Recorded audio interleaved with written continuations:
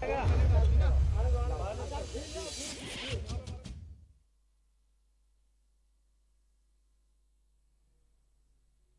महंत शंकरदास ने एक परंपरा को जन्म दिया है, एक नई परंपरा को जन्म दिया है गंगा के लिए। वैसे गंगा के लिए पहले भी कई आंदोलन होते रहे हैं। महंत शंकरदास से पहले कई गंभीर आंदोलन संतों ने किए हैं और हाल ही में हमने देखा था कि किस तरीके से निगमानंद, स्वामी निगमानंद की मौत हो गई थी गंगा के ही मुद्दे पर, लेकिन केंद्र सरकार, राज्य सरकार के कानों पर जू भी नहीं रेगी थी। तो हम आपको जरा सा याद दिलाते हैं वो परिवेश, वो एक प्रयास निगमानंद का, जब उन्होंने अपनी आहुति देकर लोगों की कोशिश की थी कि उनका ध्यान खींचा जा सके, केंद्र सरकार का ध्यान खींचा जा सके, राज्य सरकार का ध्यान खींचा जा सके। गंगा के मुद्दे पर जिस तरीके से अवैध खनन हो रहा है गंगा में और गंगा की अविरलता जिस तरीके से प्रभावित हो रही है, उस पूरे मुद्दे पर देखते हैं ये रिपोर्ट और जरा अंदाज लगाते हैं कि किस तरीके से निगमानंद ने कोशिश की थी इससे पहले हमें संदेश देने की।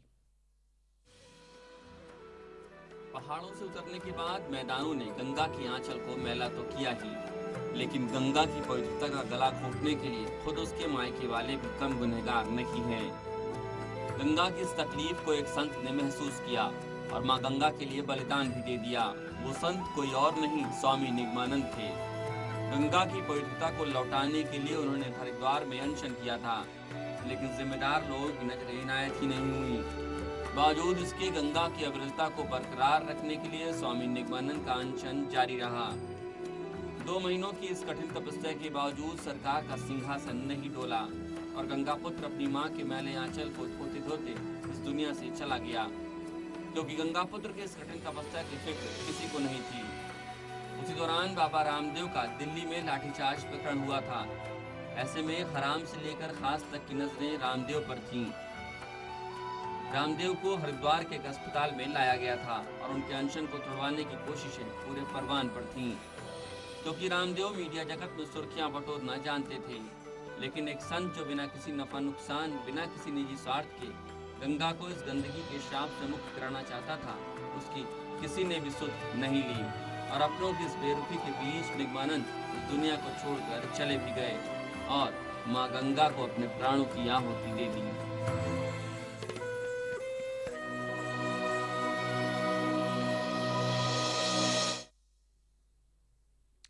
तो निगमानंद ने पहले ही आहुति दी थी, कोशिश की थी लोगों को इस ओर ध्यान दिलाने की कि उन्हें अब आगे बढ़कर खुद ही इस पूरे संकल्प को लेना होगा कि गंगा को साफ करना है तो खुद ही आगे बढ़ना होगा।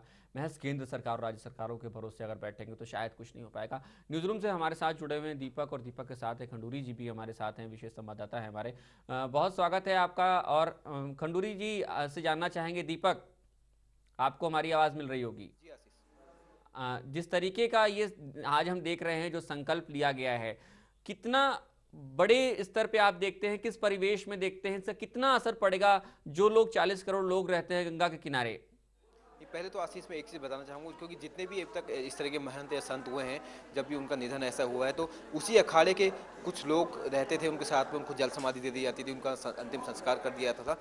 लेकिन जो नई परंपरा शुरुआत हुई तो उसमें सभी अखाड़े के लोग मौजूद थे, भारी संख्या में वहाँ पर संत और महंत थे, उनके साथ साथ भारी संख्या में लोग वहाँ पहुँचे थे, जनप्रतिनिधि वहाँ पर मौजूद थे। तो कहीं ना कहीं उससे जाहिर होता है कि लोग उस परंपरा से खुश है, लोग चाहते हैं कि एक ऐसी परंपरा यहाँ पर शुरुआत हो जिससे गंगा का प्रदूषण रोका जा सके। मैं इस संबंध में बात करना चाहूँगा खंडूरी जी से, जिस तरीके से आज स्वामी शंकरदास जी के जो इस मुहिम को जो भारी समर्थन वहाँ पर मिला है सभी अखाड़ों का, सभी महंतों का, वो उनसे थोड़ा बात खंडूरी से जानना चाहूँगा। बहुत करीब से उन्होंने संत और महंतों को करीब किया है, भले हम कुंभ की बात करें, अर्ध कुंभ की बात करें, लगातार वो कवरेज करते रहे। खंडूरी जी आपसे जानना चाहूँगा, जिस तरीके से लगातार आज भारी समर्थन मिला, इससे पहले देखा जाए तो अखाड़ों, जितने भी अखाड़े में अगर किसी का निधन होता है तो गिने चुने लोग वहाँ पर रहते थे, लेकिन आज एक हुजूम उमड़ पड़ा, सड़कों पर काफ़ी भीड़ यहाँ पर दिखाई दी। क्या मानते, कैसे देखते हैं इसे आप? देखिए, उसके दो कारण है। एक तो ये महंत जो शंकरदास जी थे, इनकी एक प्रतिष्ठा थी, ये काफ़ी नामी गिरामी महंत रहे हैं और तमाम जितने भी अखाड़े हैं, जबकि जूना अखाड़ा सबसे बड़ा अखाड़ा माना जाता है, वो भी इस पूरे उसमें सम्मिलित हुआ। और दूसरी जो महत्वपूर्ण बात है, जो पूरे समाज के लिए एक मिसाल उन्होंने, मतलब उनके लोगों ने दी है, तो वो ये है कि आप देखिए कि उन्होंने अग्नि मतलब दाह संस्कार कराने को तरजीह दी। तो ये एक उदाहरण है सभी संतों के लिए। और आप देखिए उनके पास और भी विकल्प हैं, जो परंपराओं में 5 ऐसी परंपराएं हैं उनकी, जो दाह संस्कार है, जल समाधि है, तमाम चीज़ें हैं, और उन्होंने ये किया तो ये बहुत बेहतर है अगर ये गंगा की पवित्रता के लिए है तो। और दूसरी बात है कि और भी बहुत सारे विकल्प हैं। हमारे समाज में अभी भी दाह संस्कार की परंपरा है। इससे भी बेहतर परंपरा जो एक नहीं हो सकती है, वो इलेक्ट्रिक जो दाह संस्कार होता है, उससे भी, इलेक्ट्रिक से भी उसका इस्तेमाल नहीं हो रहा है। हालांकि हरिद्वार में इसकी सुविधा प्राप्त है, लेकिन अभी उसका इस्तेमाल नहीं हो पा रहा है।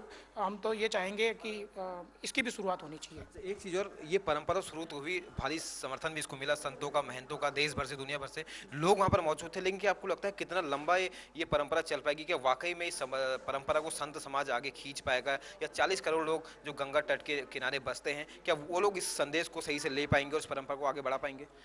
सबसे महत्वपूर्ण बात है कि ये बात लोगों तक कितनी दूर तक जाती है, क्योंकि जब तक ये लोगों के बीच में नहीं जाएगी, संतों के बीच में नहीं जाएगी, तब तक इसका कोई प्रभाव नहीं है। आप देखिए कि बहुत सारे ऐसे आंदोलन संतों ने उठाए हैं जो बहुत अच्छे आंदोलन रहे, लेकिन उनको एक मतलब मीडिया का सपोर्ट भी नहीं मिल पाया। निगमानंद ने इतना बड़ा मतलब सत्याग्रह किया, वो उन्होंने अपनी जान दे दी, लेकिन क्योंकि मीडिया का उनको समर्थन नहीं मिला, तो वो मतलब चुपचाप उनकी मौत हो गई। और वो मतलब जब उनकी मौत हुई तभी वो बहुत बड़ा मुद्दा बना। उससे पहले किसी को पता भी नहीं था कि निगमानंद गंगा के वास्ते जो है अनशन पर बैठे हैं। तो ये बहुत सारी चीज़ें हैं, उसमें मीडिया का सपोर्ट भी होगा। और दूसरा ये है कि जितना ज़्यादा लोगों के बीच में ये बात प्रचारित होगी, जितनी ज़्यादा समाज के बीच में ये बात जाएगी, तो निश्चित तौर पर इससे एक संदेश जाएगा लोगों के बीच में और एक नई परंपरा की शुरुआत होगी। दीपक, एक बात पूछना चाहेंगे खंडूरी जी से हम, कि आज हमने जो भी देखा, हम उसको जिस तरीके से हम देख रहे हैं कि गंगा के लिए एक संकल्प लिया गया है महंत शंकर दास के जरिए। निगमानंद की बात अगर हम अभी फिलहाल उनको देख लें कि निगमानंद ने भी एक संदेश दिया था, लेकिन जैसा कि खंडूरी जी कह भी रहे थे कि मीडिया ने सपोर्ट नहीं किया और शायद उनकी मौत से पहले उनको कोई जानता भी नहीं था। आज हम जिस तरीके से ये खबर दिखा रहे हैं, आज की ये खबर दिखाने के बाद क्या लोगों में कोई जागरूकता आएगी? बिल्कुल आशीष, मैं भी यही कहना चाह रहा था कि कहीं ना कहीं प्रसार की मीडिया का बहुत ज़्यादा महत्वपूर्ण भूमिका, और हमारा प्रयास भी यही है कि ज़्यादा से ज़्यादा लोग तक एक बात पहुँचे, लोग इस चीज़ को जानें कि गंगा जो प्रदूषित हो रही है उस पर प्रदूषण कम करने के लिए संत समाज ने ये कदम उठाया, तो लोगों को भी इसके लिए आगे आना चाहिए। मैं खंडूरी से इस पर बात करूँगा। खंडूरी से आपसे जानना चाहूँगा, वाकई की आपने मीडिया की बात की थी कि मीडिया का बहुत महत्वपूर्ण रोल इसमें है। प्रचार प्रसार, भले हम दूसरे मुद्दों को देखें तो मीडिया लगातार हाइप करता है, लेकिन हमारा प्रयास भी यही है, हम लोगों ने इसी वजह से इस टॉपिक को आज लिया था। हमारा प्रयास था कि गंगा का प्रदूषण कम हो और जो संत समाज का जो फैसला लोगों के ज़्यादा से ज़्यादा लोगों तक जाए, उन 40 करोड़ लोगों के पास तक जाए जो गंगा तट के किनारे रहते हैं। क्या लगता है वहाँ तक जाने में और दूसरा माध्यम संत समाज को और क्या प्रयास करने चाहिए? मुझे लगता है कि इसमें जो है प्रशासन भी अपनी एक भूमिका निभा सकता है और इन चीज़ों को वो प्रोत्साहित कर सकता है। संतों की भागीदारी, जितनी भी सोशल एविल्स हैं, सामाजिक समस्याएं हैं, उसमें संत समाज बहुत बड़ी भूमिका निभा सकता है, क्योंकि आज भी भारतीय समाज में संतों की बात मानी जाती है। उनका एक बहुत बड़ी भूमिका लोगों के जीवन शैली में होती है। तो मुझे लगता है कि उनकी बहुत बड़ी भागीदारी हो सकती है और उसमें प्रशासन, सरकार, इन तमाम चीज़ों को, राजनीतिक दल, उनको भी इसमें अपना योगदान देना चाहिए। उन्हें भी एक मिसाल देनी चाहिए, मिसाल दिखानी चाहिए।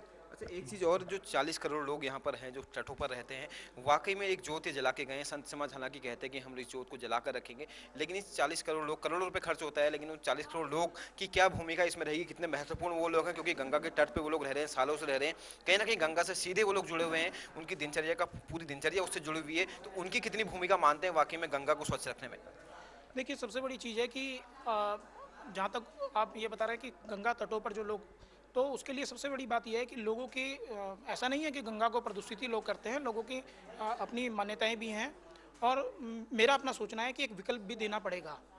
अगर कोई जितने भी दाह संस्कार होते हैं, उनके लिए एक सुविधा देनी पड़ेगी लोगों को कि वो एक खास जगह पर और मुझे लगता है कि प्रशासन चाहे तो वो इलेक्ट्रिक उसको बढ़ावा दे सकता है। बिल्कुल आशीष, जिस तरीके से हमने देखा कि खंडूरी जी हमें बता रहे थे कि लगातार कि कहीं ना कहीं जो 40 करोड़ लोग उन तटों पर रहते हैं, उनकी बहुत बड़ी भूमिका है। सरकार को एक अच्छा रोल यहाँ पर अदा करना होगा, ज़्यादा से ज़्यादा लोगों तक ये चीज़ पहुँचे, उनको वो सुविधा दी जाए जो गंगा तट पर उनको नहीं मिलती हैं, ताकि गंगा का प्रदूषण कुछ हद तक रोका जा सके। आशीष? बिल्कुल दीपक, वाकई में ये तो बहुत बड़ी बात है कि, लेकिन हमें नहीं लगता कि जिस तरीके से 40 करोड़ लोग हैं, उनके रीति रिवाज चूंकि बहुत पुराने हैं, सदियों पुराने उनके रीति रिवाज है, उनको बदलना एक मुश्किल काम होगा। लेकिन क्या और विकल्प हो सकते हैं? जिस तरीके से हालांकि दाह संस्कार में भी होता है, तो जिस तरीके से हमारी बात हो रही थी आचार्य सरस्वती जी से, जूना अखाड़ा के प्रमुख संतों में से एक है, उन्होंने इलेक्ट्रॉनिक शवदाह गृहों की ज़रूरत पे बल दिया था। आचार्य जितेंद्र से भी हमारी बात हो रही थी, तो उन्होंने भी कहा था कि जो इलेक्ट्रॉनिक शवदाह गृह उनको बढ़ावा देना चाहिए, ताकि जो ये लकड़ियां जो हम लोग प्रयोग करते हैं शवदाह में, उसका भी प्रयोग बंद किया जाए। तो क्या आप लोग को नहीं लगता, जिस तरीके से हमने देखा है कि जो रीति रिवाज हैं हमारे, अब 21वीं सदी का भारत हो गया है। 21वीं सदी के भारत में हम ऐसे रीति रिवाजों को बदलने के लिए क्या हमारा समाज अब अभी तक तैयार नहीं हो पाया है? जो हमारी ही पहचान से जुड़ी चीज़ों को खत्म करने पे, जो रीति रिवाज हमारे जुड़ लग गए हैं, उनको खत्म करने के लिए हम अभी भी प्रयास नहीं कर पा रहे हैं क्या? नहीं, बिल्कुल आशीष, देखिए दो चीज़ें हैं, या तो अगर आपको आस्था गंगा से जुड़ी हुई है, उसमें कोई संदेह नहीं है, लेकिन अगर आपको गंगा को बचाना है तो कहीं ना कहीं परिवर्तन लाना होगा। एक नई परंपरा की शुरुआत हुई है, ऐसे ही नई परंपराओं को जन्म देना होगा, तभी हम गंगा को बचा पाएंगे। क्योंकि अगर गंगा से हमारी आस्था जुड़ी है, अगर गंगा रहेगी तो ही हमारी आस्था रहेगी। और वाकई में एक नई, कई सारी ऐसी परंपराओं को शुरू करने की जरूरत है, और इसके लिए जरूरत है पहल करने की कि कौन इसके लिए आगे आए। क्योंकि आज के समय में बहुत ज़्यादा समय लोगों के पास नहीं है, लेकिन फिर भी एक नई पहल हर किसी को आगे आके इसके लिए करनी होगी। आशीष, बिल्कुल दीपक, बिल्कुल वाकई में जिस तरीके से हम लोगों ने इस पूरे मुद्दे पर बात की थी पर्यावरणविदों से, जो उनकी राय ली थी, पर्यावरणविदों का ये मानना है, राष्ट्रीय गंगा नदी बेसिन प्राधिकरण के जो वैज्ञानिक सलाहकार हैं प्रोफेसर बीडी त्रिपाठी, उनका भी ये मानना है कि पहले अब हम ये तय कर ले कि हमें गंगा की निर्मलता चाहिए या गंगा चाहिए। अब सवाल ये हो गया है कि पहले गंगा रहेंगी, उसके बाद तो आस्था रहेगी। तो ऐसे में हम लोग को अब बढ़कर ये सोचना पड़ेगा कि 21वीं सदी में कलयुग का ये समय है। ऐसे में हमको कुछ रीति रिवाज अगर बदलने पड़ रहे हैं, कम से कम अपनी पहचान को बचाए रखने के लिए, वो गंगा जो सनातनी धर्म को, सनातनी आस्था को पिछले 5000 सालों से लिए चली आ रही है, अपने साथ वहन करते ले आ रही है, जिसने भगीरथ के पूर्वजों को मुक्ति दिलाई थी, हमारे पूर्वजों को लगातार मुक्ति दिलाती रही है। हम सोचते हैं कि उसके किनारे हम उसमें एक डुबकी लगा लेंगे तो हम पापों से मुक्त हो जाएंगे, लेकिन आज यही गंगा हमसे हिसाब मांग रही है कि हमने जो पाप किए हैं इसको लेकर उसका हिसाब कौन देगा। चलिए, बहुत बहुत शुक्रिया आप सभी का, दीपक और खंडूरी जी, आप सभी का हमारे साथ जुड़ने के लिए, और इस विषय पर, इस खास खबर पर आप भी, हमारे दर्शक भी इस पूरे विषय पे अपनी राय दे सकते हैं। हमारे फ़ोन नंबर फ्लैश हो रहे हैं स्क्रीन पर, अब फ़ोन करके आप हमें बता सकते हैं कि आपकी राय क्या है। क्या अब वक्त आ गया है कि महंत शंकर दास ने जो लकीर खींची है, जो राह हम सबको दिखाई है, उस पर आगे बढ़ें? हमें अब आगे बढ़ना होगा, अपनी लोक लाज, अपने रीति रिवाजों को बदलना होगा। हम बहुत बदलाव ना करें, अपनी पहचान कम से कम बनाने के लिए इतने बदलाव, बचाने के लिए इतने बदलाव ज़रूर कर लें ताकि हमारी पहचान से जुड़ी चीज़ें जैसे माँ गंगा हैं वो कम से कम बची रहें, क्योंकि अब सवाल इनके अस्तित्व पर आ गया है।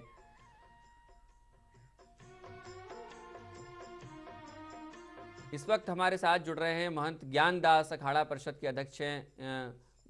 ज्ञानदास जी, बहुत स्वागत नेटो 10 में आपका।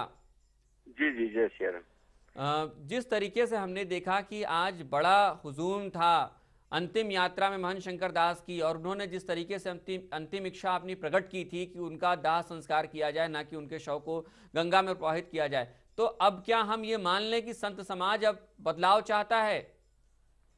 वो उच्च कोटि के संत थे, उनका जो सुझाव था बहुत उचित था, क्योंकि ये तो पहले ही लोगों को करना चाहिए था, और उन्होंने जो किया है वो बहुत उचित किया है। और संत समाज उस पर उनके जो रास्ता दिखा गए उस पर कायम है, और उस पर हम लोग काम करेंगे। क्योंकि गंगा जी में अब वो चीज नहीं रहा, पानी बहुत कम हो गया है जी, और पानी कम होने नाते प्रदूषण बहुत ज्यादा हो जाता है, वहाँ गंदगी बहुत हो जाती है। इसलिए गंगा को अगर बचाना है, अपने जीवन को अगर बचाना है, तो हमको जो शंकर दास जी जो अपना व्यवस्था दे गए थे, जो वो कह गए थे, जो सिद्धांत कायम कर गए हैं, उसी पर सबको कायम रहना चाहिए। और सबको वह जो है सबकी जो समाधि, या तो भूमि समाधि हो, और नहीं तो सबसे अच्छा तो जो है अग्नि समाधि जो आज हुआ है वही होना चाहिए। क्योंकि अग्नि समाधि होने से पंच तत्व में जो पंच तत्व शरीर बना हुआ है वो पंच तुरंत विलीन हो जाता है। ज्ञानदास जी, आपसे जानना चाहेंगे कि आपसे जब संत समाज, पूरे संत समाज की बात करें, तो जब ये आगे आता है किसी विषय पर बातचीत करता है तो बड़ी बड़ी सरकारें हिल जाती हैं, बड़े बड़े सिंहासन हिल जाते हैं। अब ऐसे में क्या संत समाज, जो आम आदमी के लिए एक मार्गदर्शक होता है, क्या अब ये संत समाज ऐसा मार्गदर्शन करेगा ताकि आम लोगों को भी समझ में आए कि जो हमारे रीति रिवाज हैं उनमें अब बदलाव किया जाए ताकि गंगा को सुरक्षित किया जा सके? ये समय को देखते हुए रीति रिवाज, पुरानी परंपराओं को बदलाव लाना ही पड़ेगा। अगर हमारी परंपराएं जो रूढ़िवादी पहले से हैं उसको अगर उसमें बदलाव नहीं लाएंगे तो हम माँ गंगा को या जमुना जी को या किसी भी पवित्र नदी को हम बचा नहीं पाएंगे। माँ गंगा तो हमारी जो है प्राणमृत है, वो तो हमको बचाना बहुत जरूरी है, हमारी जीवन धारा है और उसमें हम परंपरा को देखते ही रहेंगे। लेकिन जो हमारी गंगा की जो परंपरा वो जब नहीं रहा तो हम अपनी परंपरा को क्यों माने, और हम गंगा को बचाने के लिए कुछ भी कर सकते हैं। बहुत बहुत शुक्रिया महंत जी। तो महंत ज्ञानदास हमारे साथ थे फोन लाइन पर और इनका मानना है कि गंगा को बचाने के लिए अब कुछ भी करना होगा। बहुत शुक्रिया आपका महंत जी हमारे साथ जुड़ने के लिए। तो अब रीति रिवाजों को तोड़ने का वक्त आ गया है। 21वीं सदी में गंगा को बचाने के लिए नए रीति रिवाज अब हमको बनाने होंगे। इस वक्त हमारे साथ फोन लाइन पर जुड़ रहे हैं हमारे एक दर्शक हैं, परमानंद जी देहरादून से जुड़ रहे हैं। परमानंद जी बहुत स्वागत है आपका नेटवर्क 10 में। परमानंद जी किस तरीके से देखते हैं आज का जो भी हमने ये खबर दिखाई महंत शंकर दास की आहुति को, किस नजरिए से देखते हैं आप? हम महंत परमानंद गिरियादा गुरु अमृतसर पंजाब से आए हुए हैं आज जी। तो आज जो जी हाँ महंत जी आपको हमारी आवाज मिल रही है? हाँ जी आ रही है। महंत जी आपसे जानना चाहेंगे कि जिस तरीके से आज महंत शंकर दास का हमने देखा, अंतिम यात्रा उनकी हमने देखी और उनका दाह संस्कार किया गया, तो क्या मानते हैं कि महंत शंकर दास का संकल्प आम आदमियों को कितनी राह दिखा पाएगा? आज अपनी टीवी का वॉल्यूम कम कर लीजिए। आवाज कम करो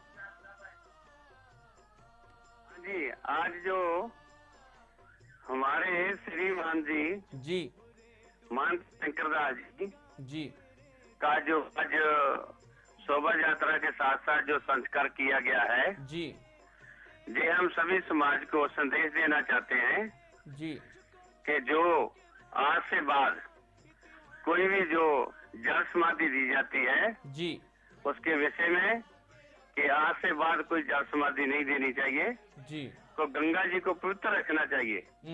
ये हमारा संदेश है। जी तो जो हमारे श्रीमान जी की अंतिम इच्छा से जी जो हम पीछे से पूर्ति देते हैं जी कि उन्होंने जो इच्छा हमारे लोगों को बताई थी कि जो हमारी अंतिम इच्छा है कि जो हमारा जल समाधि ना देना के संस्कार करना है, तो गंगा जी को पवित्र रखने के लिए जी गंगा को पवित्र रखने के लिए अब हमें अपने रीति रिवाज। बहुत बहुत शुक्रिया मान जी आपका हमारे साथ जुड़ने के लिए। और हम आपको बता दें कि आप भी हमारी इस पूरी चर्चा का अंग बन सकते हैं। आप हमें फ़ोन कर सकते हैं, हमारी फ़ोन लाइन फ्लैश हो रही हैं, फ़ोन नंबर फ्लैश हो रहे हैं हमारी स्क्रीन पर। आप फ़ोन कर सकते हैं इस पूरे मुद्दे पर और अपनी राय दे सकते हैं। करण खुराना इस वक्त हमारे साथ हरिद्वार से फ़ोन लाइन पर हमारे दर्शक हैं। खुराना जी बहुत स्वागत आपका नेटवर्क 10 में। Thank you sir, thank you. अब आप मानते हैं कि रीति रिवाजों को बदलने का वक्त आ गया है हमें? सर गंगा जी के लिए हम बहुत मेहनत करते हैं और गंगा जी की वजह से बहुत परेशान भी हैं हम लोगों ने, बहुत ज्यादा गंदगी मचा रखी है जी। और मैं आपके टीवी के माध्यम से संदेश देना चाहता हूँ कि गंगा जी के लोगों में जागरूकता बहुत कम हो गई है जी। हर बंदा सिर्फ व्यवहार नीति के हिसाब से सोच रहा है, कोई भी बंदा को जागरूक नहीं है। जब हम गंगा जी के लिए भीड़ जुटाते हैं तो 5 से 10 बंदों से ऊपर कोई नहीं आती। हमारी ये खुद एक संस्था है जो इसमें मेहनत कर रही है जी। बिल्कुल माध्यम से कहना चाहते हैं कि कृपा करके गंगा जी को ज्यादा से ज्यादा साफ स्वच्छ रखें और अच्छे से अच्छा काम करें जी। बिल्कुल आपका संदेश सभी दर्शक सुन रहे हैं। बहुत शुक्रिया आपका हमारे साथ जुड़ने के लिए। तो वाकई में गंगा के लिए अब सबको आना होगा, अपने जीवन का कुछ हिस्सा देना होगा गंगा के लिए, अगर गंगा को बचाना है। जो गंगा हमारी पहचान से जुड़ी है। उत्तरा बहुगुणा इस वक्त हमारे साथ देहरादून से जुड़ रही हमारी दर्शक हैं। उत्तरा जी बहुत स्वागत आपका। हाँ जी। उत्तरा जी क्या आपको लगता है कि हमारे रीति रिवाज भी गंगा में प्रदूषण को बढ़ाते हैं? बढ़ाते हैं, बहुत ज्यादा बढ़ाते हैं। तो क्या करें, बदल दें इसको? बदलना तो चाहिए ही। सबसे पहले तो हमारा देश माता पिता विहीन है जी। और यदि माँ का राज होता शायद किसी बच्चे को अनशन करने की जरूरत न पड़ती। माँ का दिल पहले ही रो जाता कि मेरा बेटा भूखा रो रहा है जी, है ना। आज आत्मा रो रही है। बिल्कुल आत्मा रो रही है और माँ का दर्जा तो सबसे ऊंचा होता है। उत्तरा जी बहुत शुक्रिया आपका अपनी प्रतिक्रिया देने के लिए। और एक बार फिर से करण खुराना जी हमारे साथ जुड़ रहे हैं। करण जी मैं आपको मेनली मैंने इसलिए फोन किया, जैसे कि अन्ना हजारे के आंदोलन के साथ पूरी जनता ने साथ दिया जी, वैसे ही मैं आपके चैनल के माध्यम से कहना चाहूंगा कि उसी तरह गंगा जी के लिए जब तक लोग आगे नहीं आएंगे जी। इससे कुछ नहीं हो सकता। चाहे एक बांध बंद हो, चाहे 10 बांध बंद हो, चाहे एक कानून बने, चाहे 10 कानून बने, हर बंदे को गंगा जी के लिए जागरूक होना पड़ेगा। जिसके सामने कपड़े धुलते हैं, कोई बंदा नहीं बोलता, वो वहां पे पूजा करता है, वापस चले जाता है। सामने कपड़े धुल रहे हैं, सामने गंगा जी में थूक के फेंक की जा रही हैं, सामने गंगा जी में चप्पल डाली जा रही है, सामने सब कुछ हो रहा है, लेकिन कोई कुछ नहीं बोलता, सब दूर से नमन करके चले जाते हैं। यानी तो मेरा अन्ना आप लोगों- हजारे का जिस तरीके का आंदोलन था भ्रष्टाचार के खिलाफ, जो भ्रष्टाचार की गंगा थी उसको रोकने के लिए, उसी तरह का आंदोलन चाहिए गंगा को स्वच्छ और निर्मल करने के लिए, जो गौमुख से गंगा सागर तक सैकड़ों हजारों लोगों के पापों को धुलती है, उस गंगा के पाप धुलने के लिए, गंगा का जो गंदगी है उसको धुलने के लिए जरूरी है कि अब हम आगे आएं। और उज्जवल पंडित जुड़ रहे हैं इस वक्त हमारे साथ, हरिद्वार से हमारे कॉलर हैं। उज्जवल जी, बहुत स्वागत आपका। नमस्कार।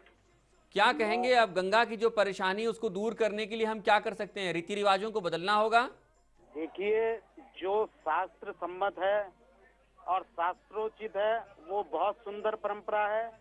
आज शंकर दास जी ने जिस परंपरा की शुरुआत की है वो वाकई गंगा को स्वच्छ और निर्मल बनाने में सहयोगी बनेगी जी। परंतु आज एक संत अन्य भी हैं जो शास्त्रों से अलग, जिस प्रकार से चिदानंद मुनि द्वारा शास्त्रों से अलग परंपरा को जन्म दे रहा जा रहा है वो उचित नहीं है। परंतु शंकर दास जी ने संतों के लिए, आम जनता के लिए, ब्राह्मणों के लिए, हिंदू धर्म मान्यताओं के साथ इतना सुंदर और इतना निर्मल जल बनाने के लिए, गंगा के प्रति एक स्वच्छता का संदेश देने के लिए जो अपना आशीर्वाद हिंदू समाज को दिया है, उसका पूरी तरह उल्लास है जी। और पूरा खुश है हम लोग जी। बहुत शुक्रिया आपने इस प्रतिक्रिया के लिए। तो वाकई में आम आदमी को भी और संत समाज शास्त्र सम्मत जो बातें हैं जिस तरीके से, लेकिन महंत शंकर दास ने आज जो संकल्प लिया और जिस तरीके का संदेश दिया वो लोगों के लिए अनुकरणीय है, फॉलो करना होगा उस मार्ग को। अब इस वक्त हमारे साथ गणेश जुड़ रहे हैं हरिद्वार से। गणेश, स्वागत है आपका नेटवर्क 10 में। हम आपसे जानना चाहेंगे कि क्या ये जो संदेश महंत शंकर दास ने दिया है अपनी अंतिम इच्छा के रूप में, किस नजरिए से देखते हैं? क्या मानते हैं कि रीति रिवाजों को बदलने का वक्त आ गया अब? सर, रीति रिवाजों को तो बदलने का टाइम आ चुका है और महंत जी ने एक हमारा पथ प्रदर्शन किया हुआ है जी। बहुत शुक्रिया आपका। तो गणेश थे हरिद्वार से हमारे कॉलर। तो वाकई में ये जो संकल्प है, और अब हमें ये सोचना होगा कि क्या जो राह हमें दिखाई है महंत शंकर दास ने अपनी अंतिम इच्छा के रूप में, निगमानंद ने अपनी मौत, अपने प्राणों की आहुति दी थी जिस तरीके से गंगा के लिए, गंगा की निर्मलता और स्वच्छता के लिए, ताकि वो अविरल रहे गंगा, उसका जल जो है वो वाकई में गंगा जल रहे। जिस जल की उसका हम मानते हैं कि बानक होता है वो गंगा जल, जो जीवन देता है, जो जीवनदायिनी है माँ गंगा, उसका तो क्या अब जो इस तरीके का आज हमने देखा, जिस तरीके से महंत शंकर दास ने एक लंबी लकीर खींची, तो क्या उम्मीद करें कि ये जो लकीर है वो और लंबी होगी, इसको कोई पार करने की कोशिश नहीं करेगा। जो संकल्प था वो अब हर आदमी लेगा। देखिए ये रिपोर्ट। और